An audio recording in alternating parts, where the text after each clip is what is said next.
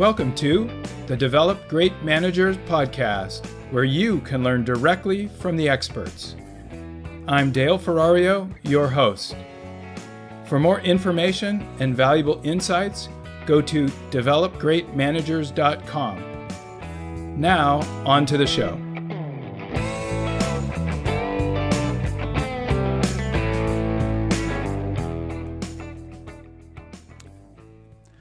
Hi, and welcome back to the show. This week I have a great topic, and the topic is Be Just What You Is. Now let me give you a little bit of a backstory. I was talking to my brother. He works park and rec in Utah. He was talking about dealing with a situation that he had at work. And I realized as he was doing that, wow, he deals with that situation in such a different way than I do. There's nothing wrong with what he does or nothing wrong with what I do. It's just a different way. And it made me remember and think about this topic of be just what you is, or be who you are. Find your way. And I decided to write an article just about that, how to manage being who you are. But before I get into it, let me talk about a great quote. And I quote this all of the time, and I had to go back and double check to make sure that I was quoting it exactly right. But it's from a cartoon that I watched when I was growing up. The cartoon was called Tooter Turtle. And Mr. Wizard would always rescue Tooter after Tooter had said, I want to go do something different. I want to be something that I'm not. Mr. Wizard would help him to go do that. Tooter would go out and experiment, try that new thing. Somewhere in the middle of that, he would get in trouble. He would call back to Mr. Wizard and say, Mr. Wizard, help me. And Mr. Wizard would bring him back, and then he would give him his lesson. So his lesson at the end was always just this: be just what you is, not what you is not. Folks, what do this is the happiest lot. And I love that, because I think the very best way to be a manager, to be a great manager, is to be just what you is, to be you. So let me talk about why I think that's important. And I think that's important because your organization, your team needs to trust you. You need to be able to have them buy into whatever the company's trying to do and whatever your team is trying to accomplish. You need them to fit in and be a really strong player. You need them to grow, and all of that, they need to trust you. Now, some people think to do that, you've got to stand up and you've got to be a cheerleader.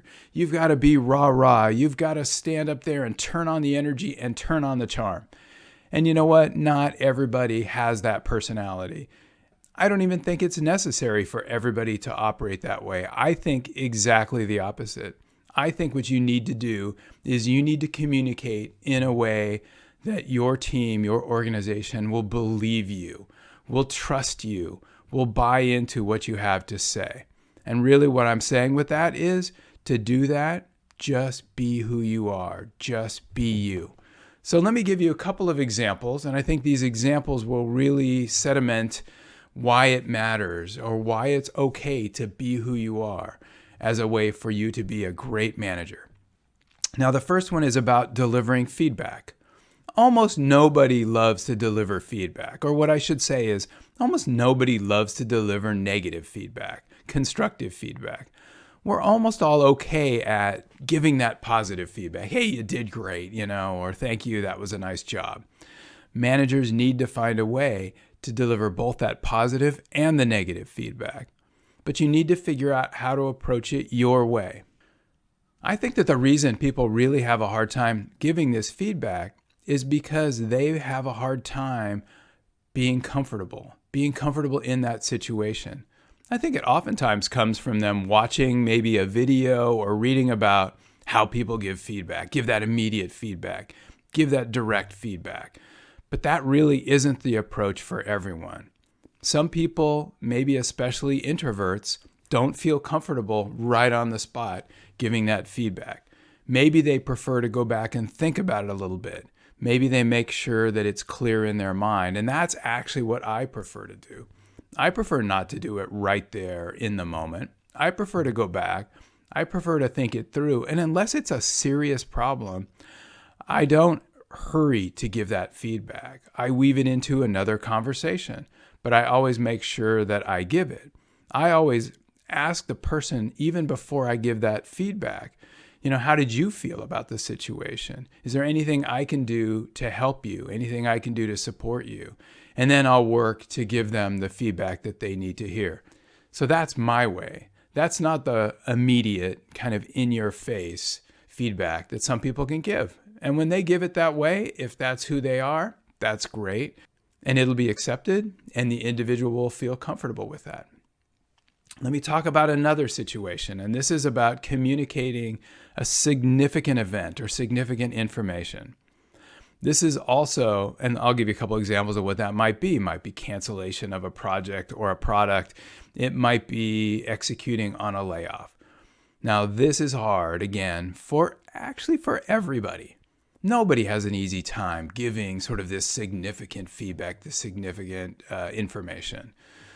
But you've got to find a way to do it in a way that's you again. So my approach has always been to spend time with my team, sort of continually helping them to understand the company itself and how we fit into that, what our role is, kind of what our responsibility is. So when there's a big change, I can always fall back to using that same context. Let's talk about what the company is trying to accomplish. Let's talk about our role. And then I can usually build a nice story around, what just happened and how we continue to fit in and will make a difference for the company. An example of a cancellation of a product. I've been through this multiple times. What's happened when that project is actually canceled is I'll talk about the trade-offs that the company needs to make. No company can really do everything that they need to do. Actually, in a case where if there was a company that could do that, I'd be a little worried that they don't have any great ideas. But, for companies that are moving fast, that have a lot of options, every company needs to make trade-offs. So usually what I'll do is I'll talk again about what the company is all about.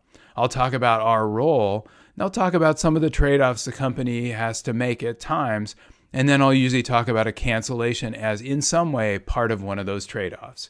It's not that the team did a poor job. It's that there are so many things on our plate that the company just had to pick the right one, and I'm going to get behind that. I'm going to fully support it. Now, there's always going to be some individuals that are part of the team that's part of their identity. You're going to have to work with them to kind of reestablish what their identity is, make sure that they're comfortable with that change. But that's how I would approach it. Now, I know other managers don't take that same approach. Sometimes they don't spend as much time kind of connecting the team back to the organization. That's okay too. They need to make sure that they find their way to communicate. They may just come out, communicate using the standard messages that come from the company. If that's the way they communicate all the time, that's okay. That's their approach. They're getting it out. They're getting it out in a way that feels comfortable. Their team knows that they're sharing the information, and the team will continue to feel good. So I think that that's kind of the way to think about it is think about it in terms of how can you communicate that information? How can you make sure that you're being truthful, you're being genuine, you're being supportive of the company, you're being who you are, and your team will notice that. The next one I want to talk about is dealing with conflict. At work, we always have conflict. Conflict just exists. It's not really good or bad, it just exists, and there's no getting around it. But I think there's a clear difference between positive conflict and negative conflict. For example, I think there's a positive conflict that exists between a product manager and an engineering team. They both want the product to be great, but they have these very different perspectives, and that will create some conflict. I think that's good conflict, but I'm not going to talk about that now. That's probably a great topic for a whole nother podcast. What I really want to talk about is the negative conflict. And that negative conflict is the kind that really creates unnecessary frustration. If you leave it unresolved, it can really impact the team. So as a result, as the manager, you have to take care of this. You have to deal with it. You have to make sure that you address it head on. And when you address it, the teams will be able to work well together. So now how do you address this? And this is not easy. This is another one where really nobody loves dealing with this kind of stuff, but you just have to do it. So I really believe there's two aspects to dealing with this kind of conflict. The first one is your mindset. You need to have a perspective, your own perspective, which is, this kind of conflict can't be tolerated. It has to be addressed. You just have to believe that. You have to feel that. That's part of your job, and it's part of really what the team needs from you. The second is that you need to find a way to deal with that conflict. You need to deal with it in your own way. It's not okay to let it go, but you actually have to go deal with it, right? So first, it's not okay that conflict exists, got to be dealt with. And the second one is, when it happens, got to go take care of it. Okay, so great. Now let's talk about a couple of little examples. Some managers will address these conflict. Maybe it's in a meeting. They'll deal with it right there in the middle of the meeting. They'll call it out. They'll make the team or the people a little bit uncomfortable. They'll make sure that it gets resolved right then and there, and then they'll be able to move on. Now, there are some times when it doesn't totally take care of the conflict and you got to go off and work it separately. Anyway, my point is they will deal with it right there on the spot, right in front of everybody. Now, that's okay for them, but that's not the way some managers work. Some managers, again, need to process. Some managers don't want that conflict right there out in the open. It makes them uncomfortable. It makes the team uncomfortable. They prefer to take it away and go deal with it shortly after. Then maybe what they'll do is they'll take the two individuals, bring them in the office together, have a sit down and discuss it. That might be their approach, is just two people, not the rest of the team, privately in an office or in a conference room, and let's work through this.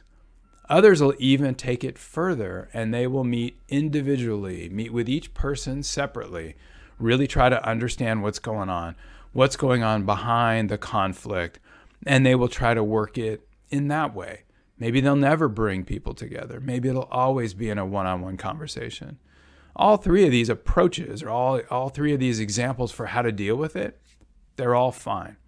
Again, you need to think about how you're going to deal with this. Now, I tend to use all three approaches depending on the situation, depending on the type of problem, depending on the urgency in getting it resolved, and sometimes even in terms of the message I want to communicate. If I feel like there's conflict that's continuing to hang around, sometimes I will deal with it in a meeting directly so that everyone who's sitting there realizes, not okay. This conflict has to go away, not going to be tolerated. But anyway, my point is, I use sort of a situational leadership approach to thinking about how to deal with conflict. Look at each situation, and I apply what I think, is the best approach that works best for me and works best for the situation. All right, let's jump to the next one. And this is about letting somebody go. Sometimes you have to fire someone. Now, there's lots of reasons why you might have to let them go. Could be a reduction in force, could be a performance issue, could be other reasons as well. Really doesn't matter. In my mind, letting somebody go is hard, feels personal. You are deciding in some way their future. Now, you don't want that on your shoulders. But as a manager, there are times when you just have to deal with it. So really, I think the most important thing as a manager when you do this is that you think about how you're going to make the person feel when they leave. I personally believe strongly that you want to find a way that that person can leave with their head up. You don't want to destroy them in the process. Now, you don't need to lie to them. You don't need to make up a story. You just need to make sure that they can leave with their head up, that they can explain what happened to their friends and family and move on from this. Now, the way that I might do that is I will spend time, oftentimes ahead of time, with the context for what's going on, especially if there's a risk that there's going to be a layoff. I'll spend time talking about how the company is doing. I'll spend time talking about how we fit into that. I'll spend time on the challenges and that the company is likely going to need to make some changes. Then when it comes down, I can actually talk more about what just happened with the company. And as a result, if possible, I can talk about how jobs went away. I don't want to make it personal in that case. I want them to know that it wasn't about them. It was about the company. The company had to make some changes, and they've decided to eliminate these jobs. Again, I want them to be able to go home and say, it wasn't about me. It was about the company, and my job went away. Now, that's a little bit harder when it's a performance issue. But again, even with a performance issue, I want them to feel good about some aspects of what they did well. But at the same time, they need to understand that there were certain things that they didn't do well enough. And as a result, we had to let them go. But again, I want them to know that, we went through a good process, that they have some attributes or some strengths that they can carry forward and continue and maybe look for their next role that takes advantage of those strengths. So anyway, bringing you all back to the topic, when you have to let somebody go, regardless of the cause, you just need to find a way that you can do that and be yourself. Do it in your own way. Think through the communication, the approach you're going to take so that you feel comfortable. And if possible, like I said, try to find a way for them to feel comfortable at the end as well. The situation when it happens, never great. But when they walk away, see if you can't make them feel good about themselves.